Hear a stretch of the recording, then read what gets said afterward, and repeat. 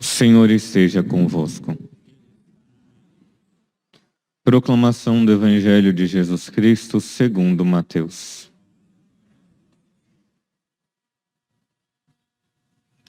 Naquele tempo, os discípulos de João aproximaram-se de Jesus e perguntaram: por que razão nós e os fariseus praticamos jejuns, mas os seus discípulos não? Disse-lhes Jesus: por acaso os amigos do noivo podem estar de luto, enquanto o noivo está com eles? Em dias virão, com que o noivo será tirado do meio deles. Então, sim, eles jejuarão.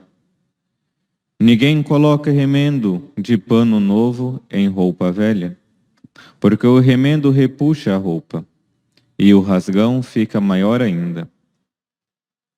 Também não se coloca vinho novo em odres velhos, senão os odres se arrebentam, o vinho se derrama, e os odres se perdem.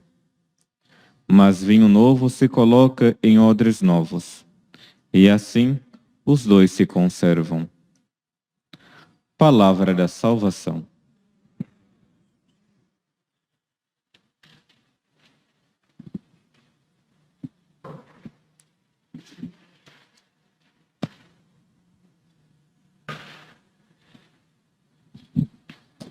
Queridos irmãos e irmãs, nós estamos no capítulo 9 do Evangelho de São Mateus. E Jesus agora se apresenta como esposo.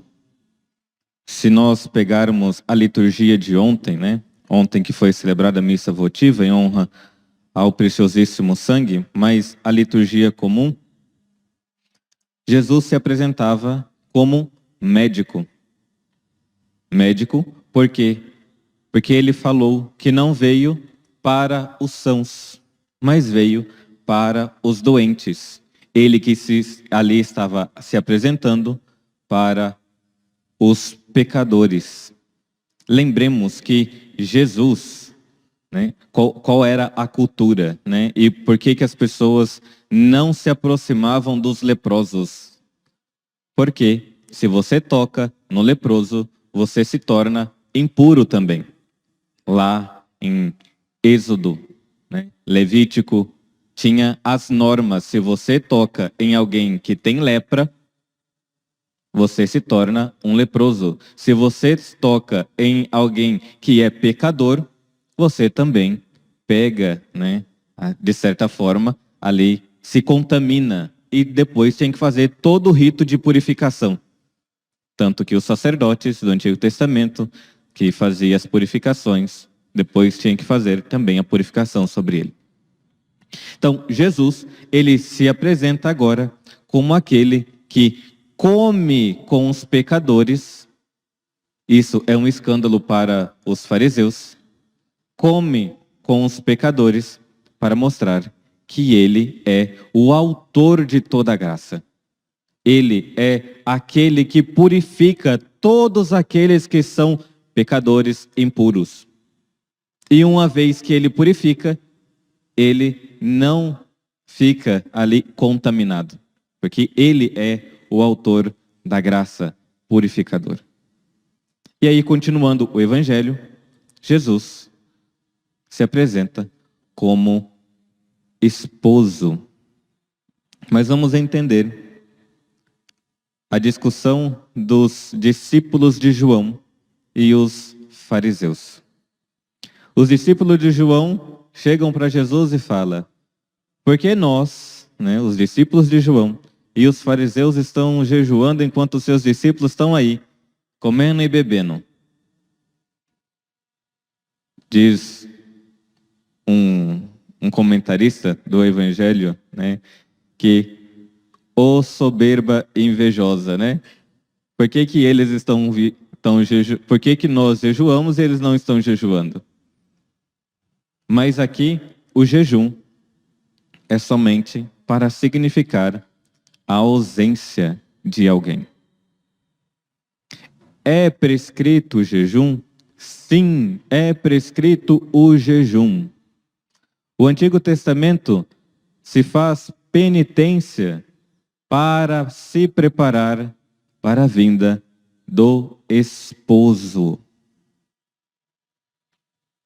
Não é tão claro para muitas pessoas que Jesus, ele é o esposo de nossa alma. Mas, padre, como que pode Jesus ser o esposo de minha alma? Ele veio para isso. Ele veio para desposar a nossa alma.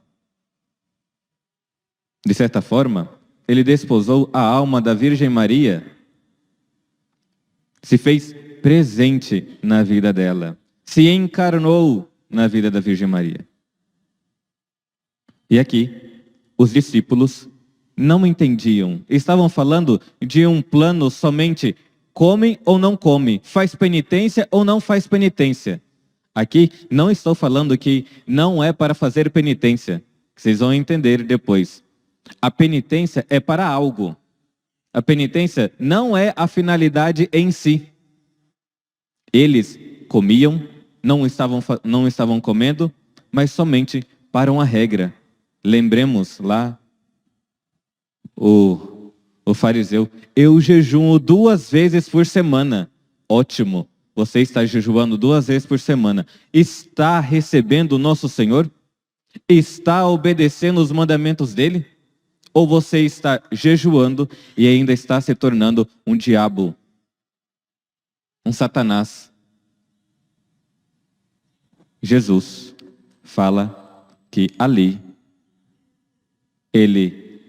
os que estão fazendo o jejum, ainda não receberam o esposo.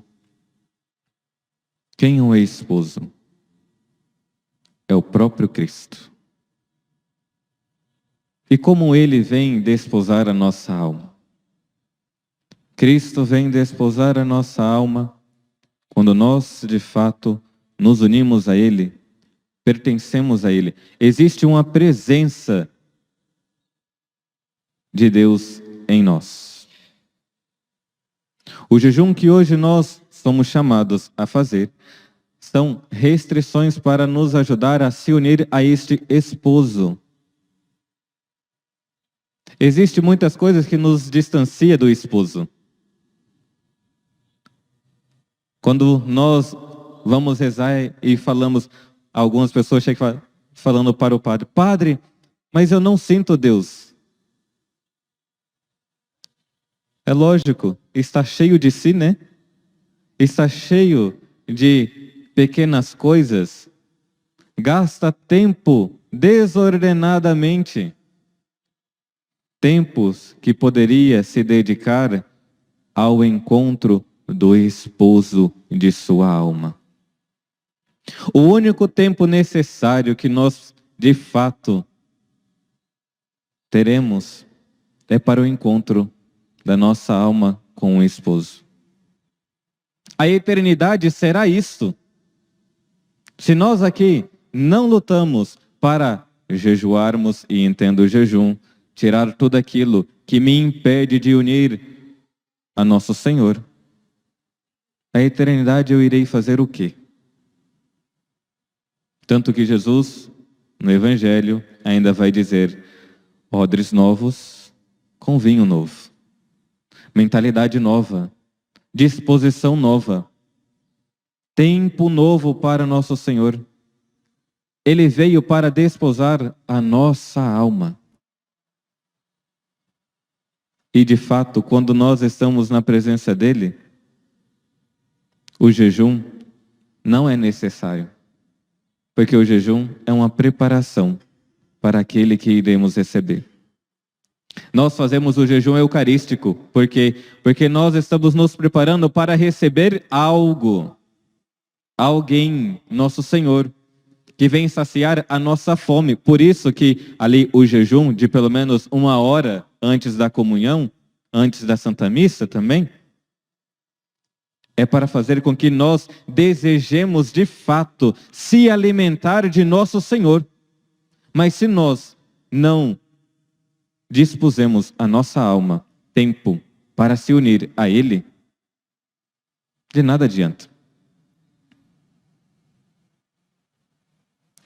Jejum é para termos disposições para estar ali com nosso Senhor.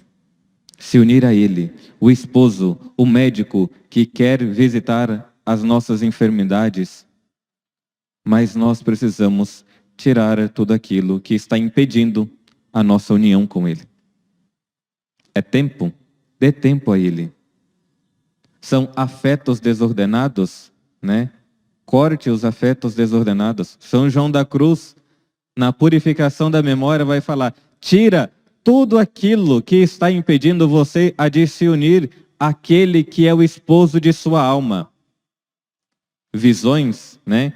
Se você é atraído pelas visões, as coisas momentâneas, corta. Música, corta. Por quê? Porque os nossos sentidos vai procurar somente aquilo que é do próprio sentidos, né? Vai querer coisas prazerosas. Santo Agostinho vai dizer que quanto mais nós darmos coisas para os nossos sentidos desordenados, mais nós estaremos longe de se unir a Jesus. Nossa Senhora é um modelo perfeito para nos colocar diante de Jesus. Ela não fez as vontades dela. Cheia do Espírito Santo, era de fato um odre novo. E por isso se conservou. A união perfeita da Virgem Maria, esposa, é a união da nossa alma. Ao olharmos para a Virgem Maria como nossa mãe, olhamos para ela também como modelo que nós devemos seguir para desposar a nossa alma. Hoje, celebramos a missa votiva em honra dela, para suplicar: minha mãe, dai-me as disposições para se unir ao esposo de minha alma. Que ela interceda por nós e nos dê a graça de sermos repletos do Espírito Santo para se tornar esses odres novos. Louvado seja nosso Senhor Jesus Cristo.